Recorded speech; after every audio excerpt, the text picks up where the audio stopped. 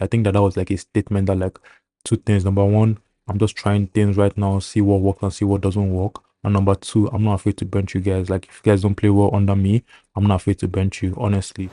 Yo, you guys, what is good, man? Welcome back to Real United Talk, where we talk about all matters Real Madrid and Man United. This is going to be a real talk episode.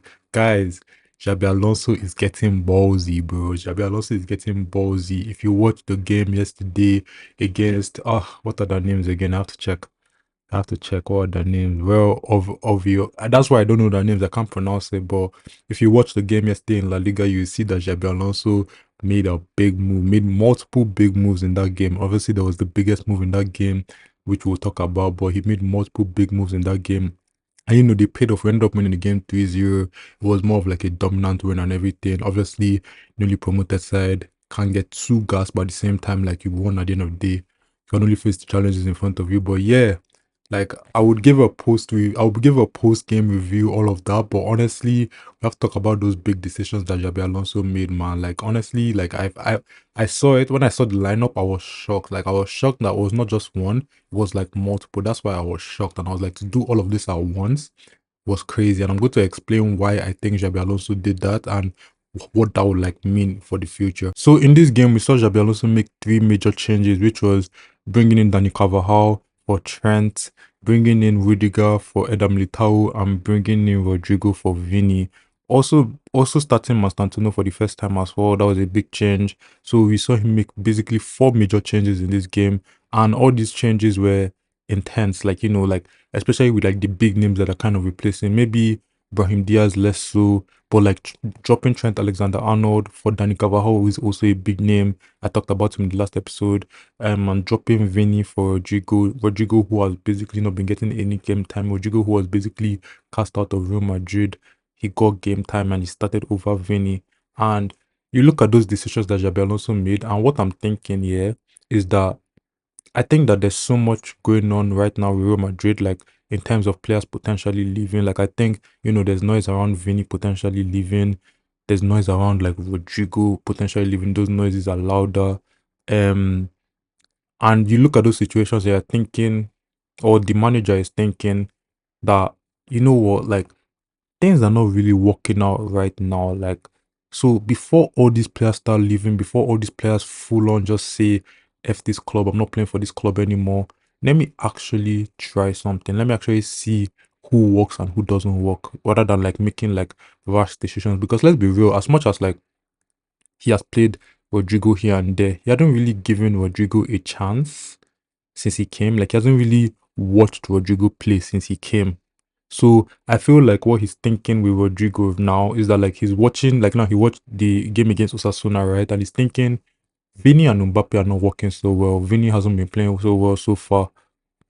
Why do I just let go of Rodrigo so quick when I can see if he actually works better with Mbappe, see if he actually works better in my system, and then in that case I'll let go of Vini.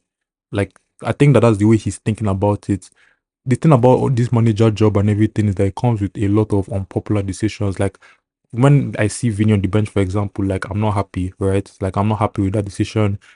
I've said it so many times why I think that the whole Vini thing is not working. I'm not about to get into it again in this episode, but like you see those decisions and like a lot of people are not happy. Some people are happy, some people are like, yes, ballsy decisions. Some people want Vini to be dropped. Some people want Rodrigo to get that chance, right? But the thing about it is not caring about what people think. The thing about it is just making your decisions and see what works for you. Because at the end of the day, it's your job on the line. It's not my job on the line. It's not the fans' job on the line. It's your job on the line. Yes, we have something at stake in this club because we support the club and everything, but you have your job on the line. And I feel like, there's big calls to be made, and it's not us that make it, it's you. So I feel like with Xabi Alonso now, he made some big calls that could have been very, very, very unpopular, very, very, very frowned upon. And he said, F it, I'm doing this. And then like you're not looking for it from like the fans' point of view as well. You're looking at it from the players' point of view.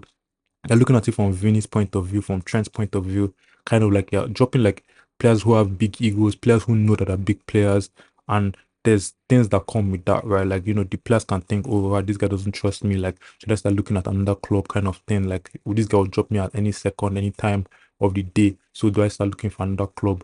So you look at those type of situations, right? And you're thinking, wow, like that's actually like a big call, knowing that he can lose the trust of his players. But I think what he's doing now is that like with all this noise going around, especially like the whole Vini and Rodrigo thing, especially like the whole left winger situation right now, like with all the noise going around, with all these guys potentially leaving at some point, let me just try my thing. Let me just see who works and who doesn't work. Because yes, at the end of the day, I haven't given Rodrigo a proper chance, and I think that's what he gave Rodrigo against yesterday. I think that's what he gave Rodrigo yesterday. He gave Rodrigo a proper chance to actually shine and just like say, okay, everybody has told me that you have skills.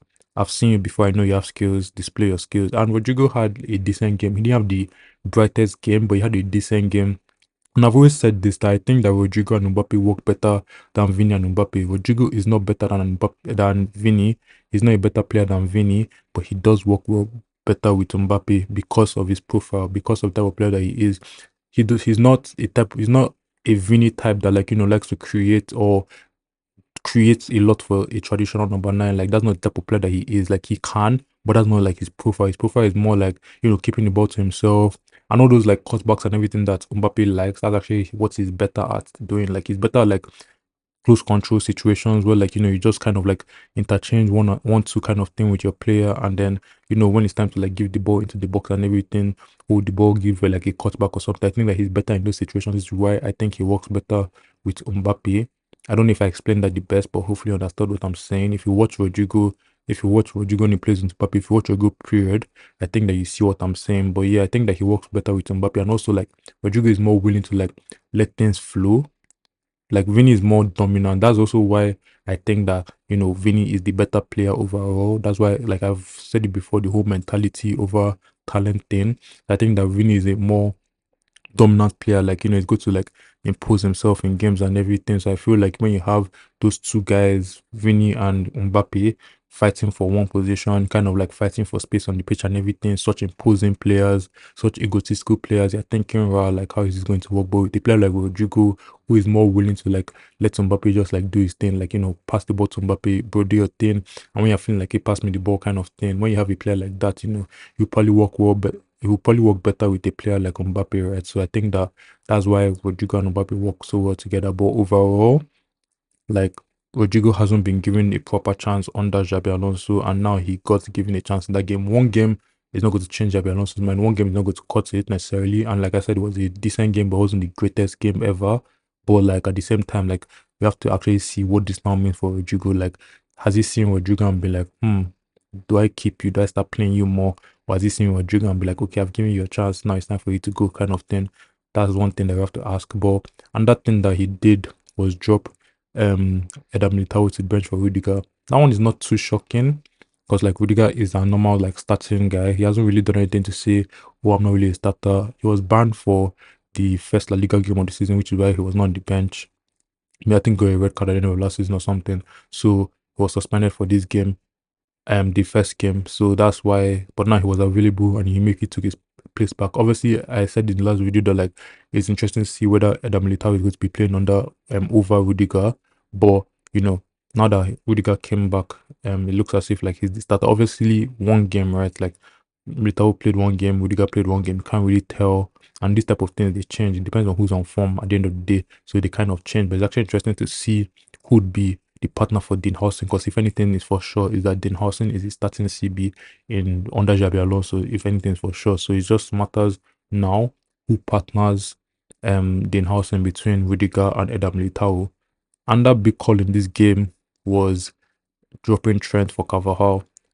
Again, Carvajal, I've said it before, he's captain of Real Madrid. And he's a big part of our squad. He's one of our most senior players, if not our most senior player right now. Has been at this club for the longest. Very decorated player, very good player still. All that happened with him that he tore his ACL. Literally, he didn't fall out of favor with the manager. He didn't become worse or anything. He just tore his ACL, right? So like, if he comes back, he's going to play. Like there was always question marks around like whether like how this whole Trent thing is going to work when Carvajal is back, kind of thing. Because like we're always good to sign Trent, whether or not Carvajal was fit, like whether or not he thought this year was a kind of like an opportunistic signing where we can sign a player of Trent Alexander-Arnold's quality on a free.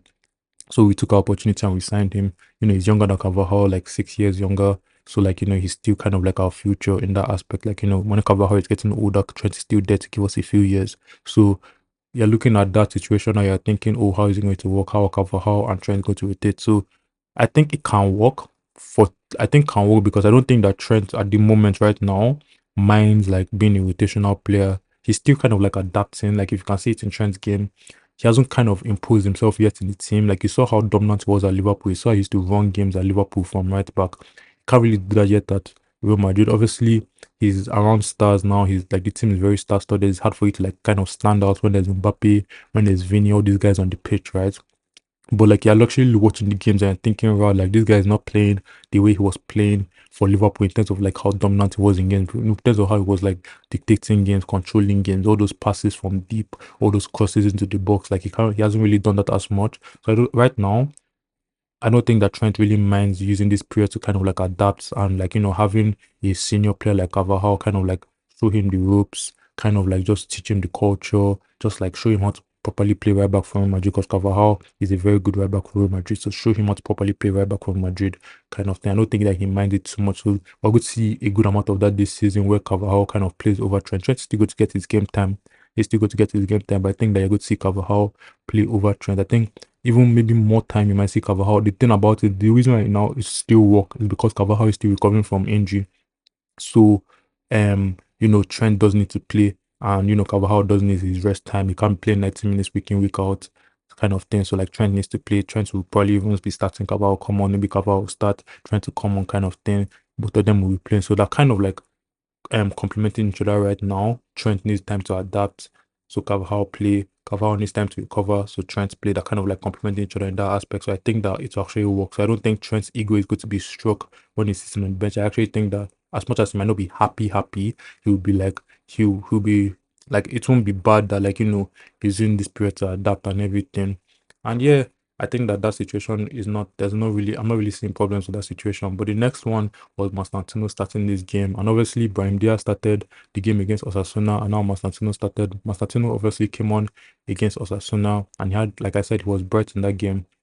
And this game, he looks bright as well. Like for a player of his age, he's so like he looks so bright. Obviously, like he's not like you can still see that he has a lot to learn kind of thing. But like for a player of his age, the way he wants to actually try and help the team like run games, the way he actually wants to get on the ball, the way he's actually like demanding the ball and everything. Like I'm seeing good things from him, he doesn't look shy. Like if there's anything I love about watching a young player is when they don't look shy. When they don't look shy, when they want the ball and everything, that's how you just know that they have that mentality. Because yes, I don't even mind when like a player, like a 17-year-old is on the pitch and like he's not really demanding the ball too much and everything. I don't mind that because at the end of the day, like he's coming into the team, he's inexperienced and everything. He probably just wants to see the senior players like do that thing and when they pass on the ball, they pass on the ball. But watching a young player kind of come into the team and be like, nah, bro, give me that ball, let me make something happen, kind of try to dribble, make things happen overall. Like it's actually very interesting to see.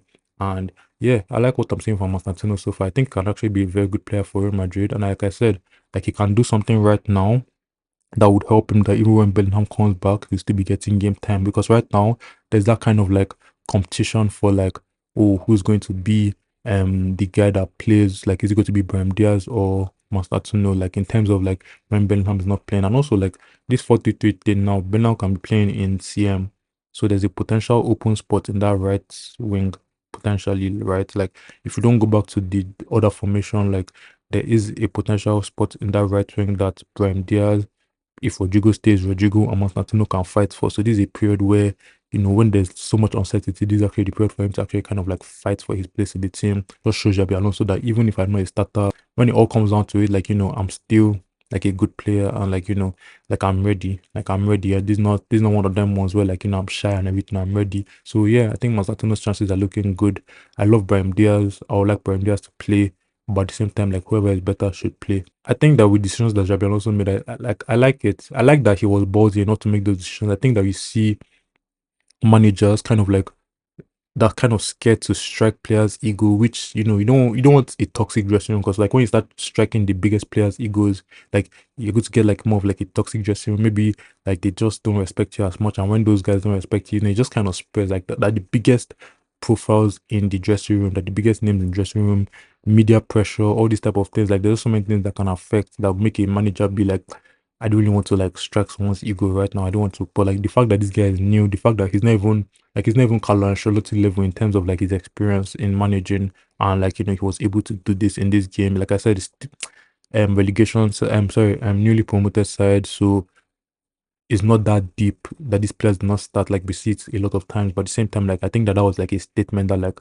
two things. Number one, I'm just trying things right now, see what works and see what doesn't work. And number two, I'm not afraid to bench you guys. Like if you guys don't play well under me, I'm not afraid to bench you, honestly. So I like what I saw from Xabi Alonso. I think it was a very ballsy move. Like I said, it's not always going to be popular, but it's his job on the line, not ours. So I honestly back his decisions. And yeah, I actually want to see what happens in the future. Now I want to see what this game has kind of taught him. We obviously saw Vini come on, get the goal and assist from Mbappe. He got an assist from Mbappe and got a goal for himself. Nice goal for him. Beautiful assist from Mbappe. So yeah, like I think that everybody kind of like showed something in this game, just kind of say, okay, your move, Xabi Alonso, like, the ball is in your court, all that rubbish. Like, I think that right now, like, Xabi Alonso has decisions to make. It will be interesting to see what happens in the next game. To be interested to see what happens in the transfer window as well. Like, if the rumors around Rodrigo's name are still going to be hot, kind of thing. It's been interesting to see. To be interested to see what happens with Vini, his contract situation, all of that. I think that right now, there's a lot of interesting things going on around Madrid. But, we just have to wait and see what Xabi Alonso decides to do. But let me know what you guys think in the comments. Do you guys think that Rodrigo should stay at Real Madrid? Do you think that Rodrigo should start over Vini? Do you think that Constantino should be playing over Brahim Diaz?